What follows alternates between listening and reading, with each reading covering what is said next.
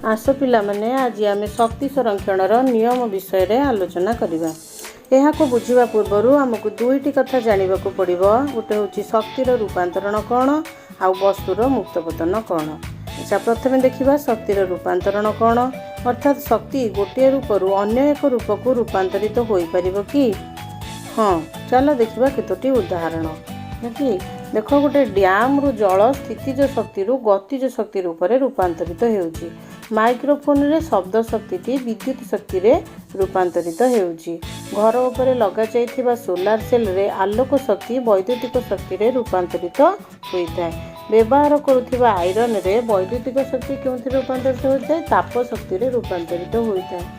Loud speaker रे वैद्युतिक शक्ति शब्द शक्ति रे रूपांतरित होइता है। व्यवहार करुथिबा फैन रे वैद्युतिक शक्ति यांत्रिक शक्ति रे रूपांतरित होइता है। बल्ब जलिबा बेले वैद्युतिक शक्ति आलोक शक्ति रे रूपांतरित होइता है। सेपरि टॉर्च जलिबा बेले रासायनिक शक्ति आलोक शक्ति रे रूपांतरित होइता है। कार रे सेमती रासायनिक शक्तिटा गतिज शक्ति आलोक शक्ति एवं शब्द शक्ति रे रूपांतरित होउची।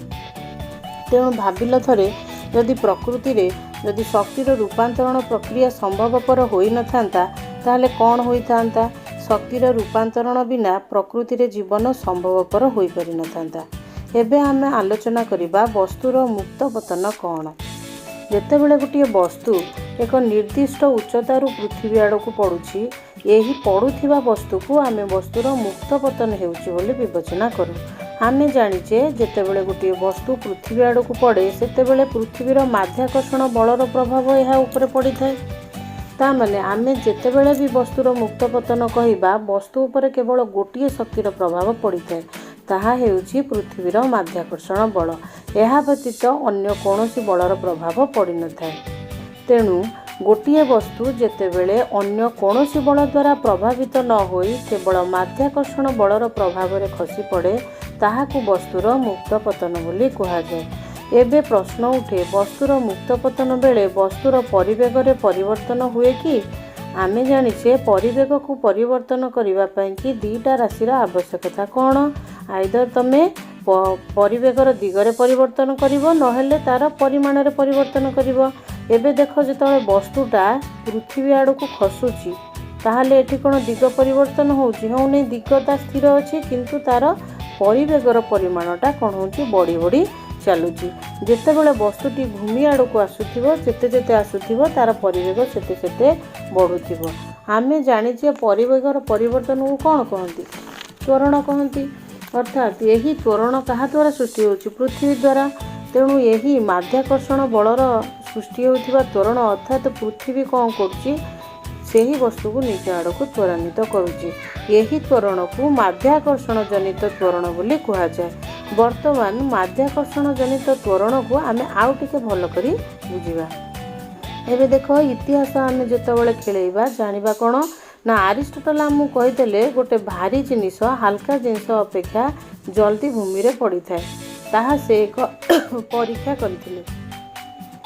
से परीक्षा रे कोन करथिले ना गोटिए हाथ रे से गोटे धातु को हाथ में धरथिले आ गोटे हाथ में तुला को धरथिले। एका बेले दुईटा जाक पकेइले ताहले कौन हैला ना धातुटी पृथ्वी को आग छुईला, तुलाटी पछरे छुईला। सेतेबेले भूल रे आमे एही सिद्धांत को आपणे नेइथिलु। आमे सेतेबेले पर्यंत आकु मानि नेइथिलु जे पर्यंत गालिलियो आसिकी आमको आ गोटे नुआ धारणा देई नथिले। तेणु गालिलियो कौन कहिथिले ना एही धारणा को भूल बोली प्रमाणित करथिले। से कौन करथिले ना इटाली रो गोटे प्रसिद्ध टावर अच्छी जहाँ ना होची लीनिंग टावर ऑफ पिज़ा, कि सेठी सा ऊपर छात ऊपर बसिकी से कौन करथिले गोटे दीटा अलग अलग वस्तुत्वर दीटा पत्थर नहीं पकेइले।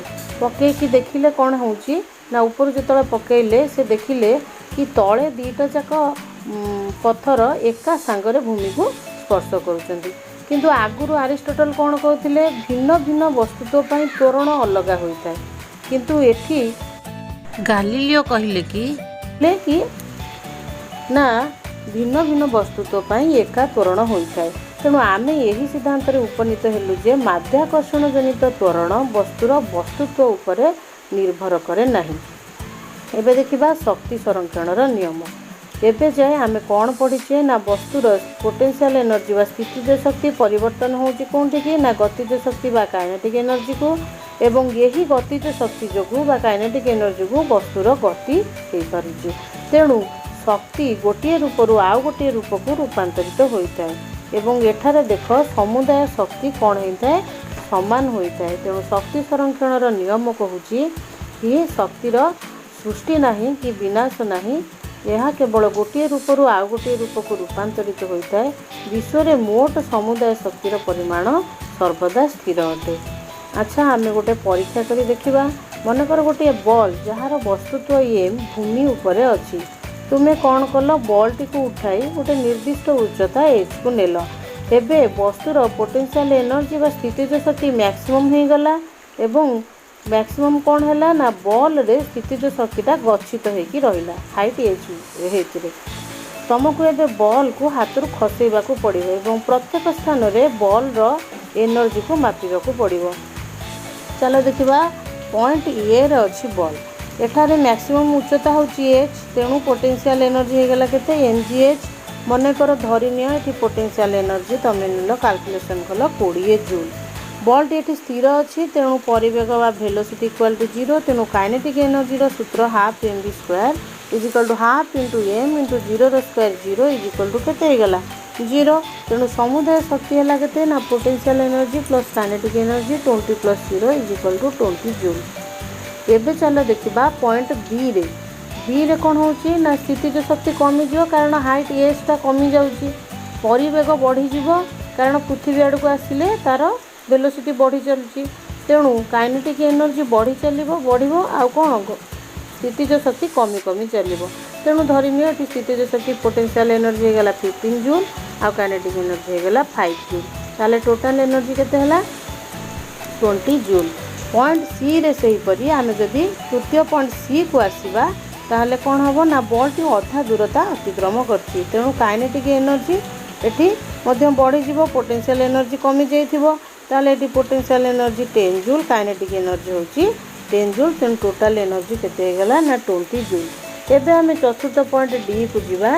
एठारे पोटेंशियल एनर्जी कमी जीवो एवं पोटेंशियल एनर्जी जहाँ अधिका थिला ता काइनेटिक एनर्जी को कन्वर्ट हो जाइथिबो, तेणु काइनेटिक एनर्जी बढ़ी जाइथिबो, पोटेंशियल एनर्जी कमी जाइथिबो। तेणु पोटेंशियल एनर्जी हो गला 5 जूल, काइनेटिक एनर्जी हो गला 15 जूल, तेणु टोटल एनर्जी केते हो गला ना 20 जूल। एबे पंचम पॉइंट को जीवा जोंठी को बॉल टी जस्ट भूमि को छुइया को जाउची, तेणु हाइट पाखापाखि शून्य हो जीवो। हाइट शून्य हैला माने पोटेंशियल एनर्जी सूत्र हैला mgh, तेणु हाइट 0 हो गले potential energy is equal to m into g into 0 0 हो। काइनेटिक एनर्जी ये सर्वाधिक हम अर्थात काइनेटिक एनर्जी केते हम 20 जूल, तेणु टोटाल एनर्जी केते हो गला ये 20 जूल। तेणु आम यही सारणी कौन लक्ष्य कले ना जेकोसी पॉइंट हो A B C D E सबु स्थान रे टोटाल एनर्जी बा समुदाय शक्ति आम केते 20 जूल ही पाइलु, अर्थात शक्ति परिवर्तन हेउ समुदाय शक्तिर परिमाण परिवर्तन हेउ नै। तेणु आमे कौन जानले ना वस्तुर मुक्त पतन बेले वस्तुर समुदाय शक्ति प्रत्येक स्थान रे समान अटे, जहाँ शक्ति संरक्षण नियम कहूँ।